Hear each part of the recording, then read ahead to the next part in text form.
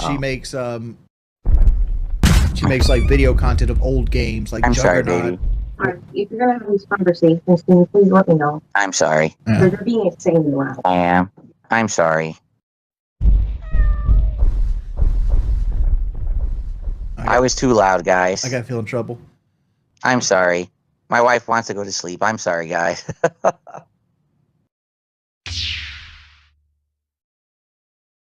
Let's do it. Let's get this out of the way. So for those of you who are live on Kick right now watching, thanks for coming by and hanging out with me this morning show. Okay. In the last 2 weeks, okay, I have seen a distinct decrease and fall off in attention and support on Kick. What do I mean by that? I mean, overall viewership on Kick is way down and support is way down. Look, it's Thursday right now. So I've been streaming on Kick Sunday, Monday, Tuesday, Wednesday, and this is the 5th day this week I'm streaming. The top sub gifter of the week is 2 subs. 2.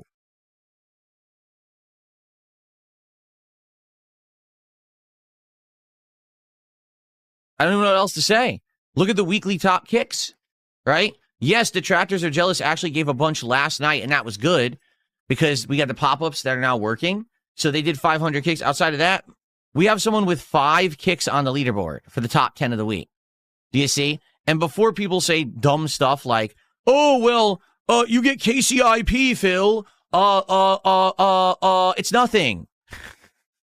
It's nothing. KCIP doesn't emote to a hill of beans.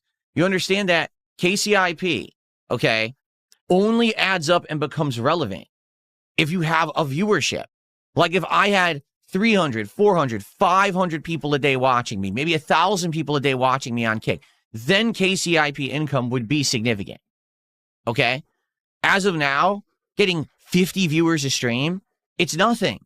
It's pennies. It doesn't make me anything. Now you might say, what's actually happened in this regard? Okay? I think I know. I talked about it last night. What is KCIP? KCIP is the Kick partner program, incentive program, where you get paid for your viewership. Okay? So what is going on and why do I think this is happening? It's simple. You want to know what it is? When I started on Kick a year and a half ago, I was in the midst of the Keto Casino arc. And the majority of people who were watching me on Kick were drama viewers. They were over here for drama, to try to incite drama. And I was okay with that. You know that. And I've used Kick essentially as a place where people are trying to be kind of dramatic, doing memes, stuff like that. And I said, hey, if you want to do that, go over to Kick. I'm okay with that. As long as you're not being outright toxic and insulting. As long as you're not, you know, saying awful things and spamming the chat with bot accounts like a lot of people do. I don't care if you guys actually come by and do the memeing. I don't give a shit, right? And to be honest, I would appreciate if people did that only in the Kick chat, because that would allow those who were there to hang out and interact about the games to actually do so on the YouTube side. And the year and a half that I've now been co-streaming, it's been that vibe. It's been like, you know, the YouTube side's there for the games and the chill, but then the Kick side is there for the drama and the hype. And that's okay. Like, I want you to understand that. I'm okay with that. I like that balance. Okay, I really do. But what I've noticed in the last couple of weeks is that people will come by and actually watch on Kick when I'm podcasting or when I'm doing the morning show. I get way more attendance on Kick right now than I do when I start playing a game. When I switch over from the podcast or the morning show to a game, all of a sudden, people are like, there's games on a gaming channel? And they turn tail and run for the hills. They're, oh, I got to get out of here. I can't stand video games. It's like, you realize it's called DSP gaming, right? I guess not.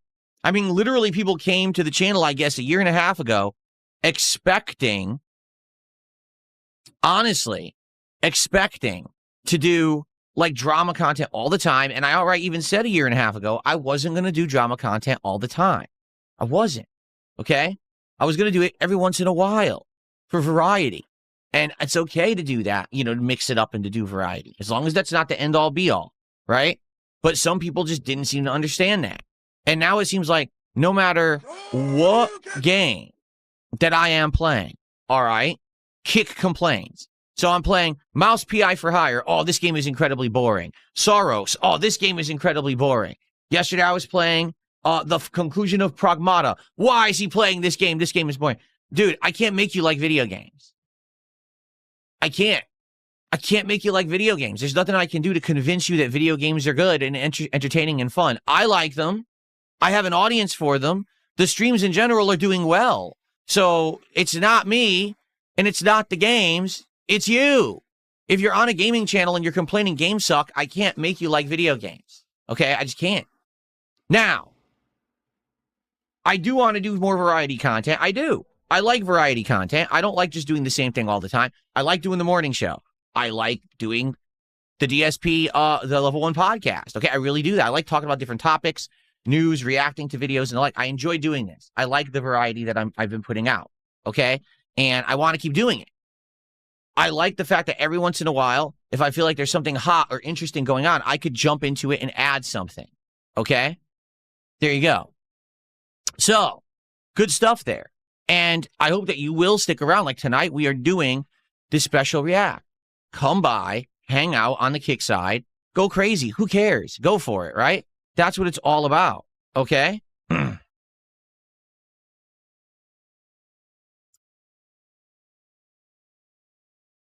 So, I hope that you will come by tonight and hang out with me if that's what you want. If not, then don't. All right? But the truth is, I don't mind co-streaming. It's not a big deal. It's not a lot of extra work. It's a freaking, I'm not even kidding you. It's a plugin in OBS. All I do is I put in the Kick channel information. Okay? Daily, I have to update the schedule. Okay? I have to update the stream information. And that's it. There's like no work involved in it. It's very minimal. So I'm okay co-streaming. And even if the attention on Kick dramatically gets, reduced or whatever, I don't really mind because in truth, this is what I just said to the chat earlier. I used to get on average around 80 to 100 viewers on Kick while I was also streaming on YouTube. This last week to 2 weeks, it's been reduced by like half. Like, I'm not kidding. Right now I'm getting like 40 to 50 viewers average on a stream on Kick. I don't even know what I have right now. What do we actually have right now on Kick? Let's look. 78. Do you see my point? Because I'm doing the morning show, the attendance is up. But if I was playing a game, half of you would leave. That's how it works for some bizarre reason. Okay? So, yeah, like with this, what's going on right now with this morning show and with Kick, here's what I really think happened because I actually got distracted. I think that most people on Kick were there for drama during the Kino Casino era. That all ended a year ago.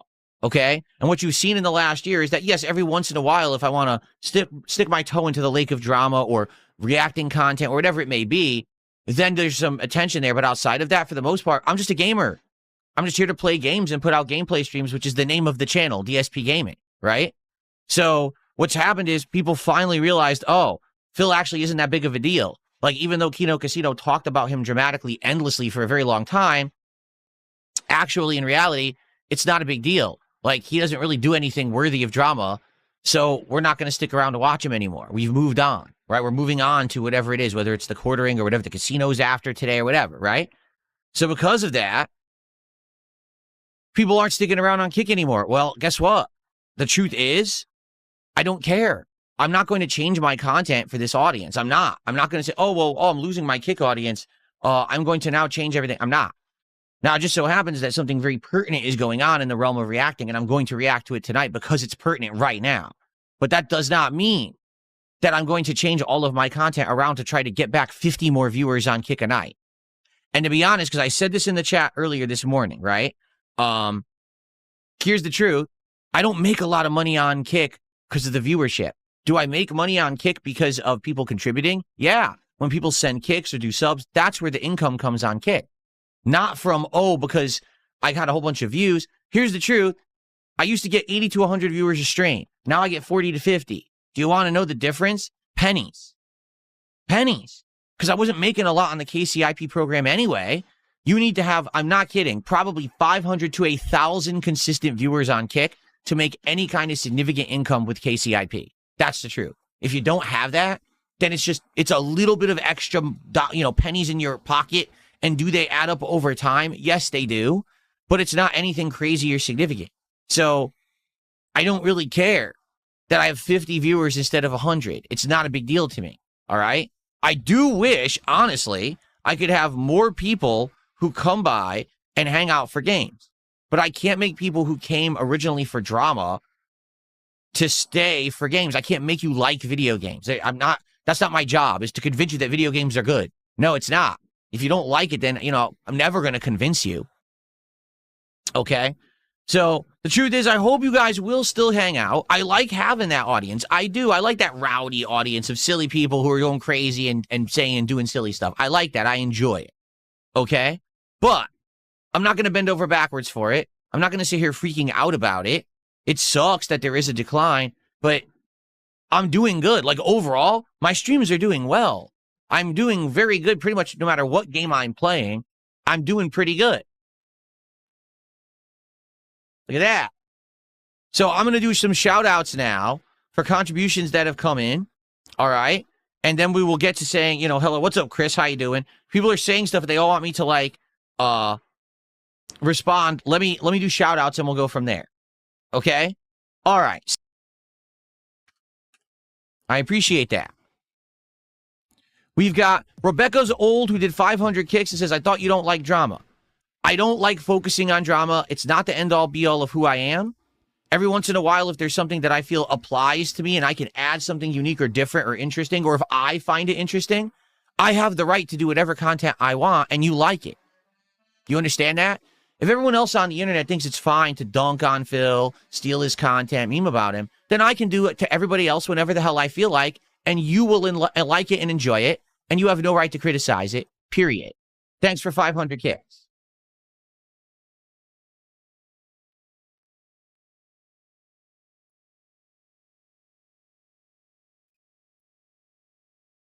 Pattern player Paulie did a $5 super chat. Now listen to this. Listen to this mentally challenged deficient moron. You ready? Not true. Like the quartering you're desperate. And he says you're, Y-O-U-R, not Y-O-U apostrophe R-E. He doesn't even know how to fucking spell. I love it. You're desperate to control the narrative about you, so you banned everyone on Kick, which is why you have over 27,000 bans. Out of however many bans I have on Kick, I don't know how many I truly have. Most of them are bot accounts from the same person. There was a guy who, for a span of 6 to 8 months, daily was creating bot accounts by the dozens. And he was preloading these accounts into the chat, and then he would use them to all talk and spam at the same time. I actually don't know who he was, but he's a mentally deficient weirdo who was doing this, and all of my moderators were having a tough time handling it. It was actually Dunsfelter who was coming in each morning and seeing, oh my God, 200 new accounts followed Phil, and they're all botted names, and he would just ban them all. I wasn't even doing it. He was, because he knew if he didn't do it, they were all going to start spamming and fucking around with the channel during the course of the day. And this went on, not even kidding, this went on for like 5 to 8 months. It was like a long period of time where this guy daily was coming and doing it. The number of banned accounts has nothing to do with the content of the channel at all. In fact, I almost never ban someone on Kick because I'm mad at something they said or something like that. It's usually they're spamming the chat and no one can talk because there's a million fucking messages on the screen. You know what I'm saying? So what you're saying is absolute idiocy, spoken like a mouth-drooling idiot with complete no factional, rational thought here. You're just a moron. You don't know what you're saying. And then he sent me more money. The guy actually just sent me more money, too. I mean, he's that dumb. Okay. So who is that? It was fake PPP because his name is Pattern Player Paulie. And he just sent $5 and then he sent another 2. So he actually gets us to 20 here. I mean, thanks for the money.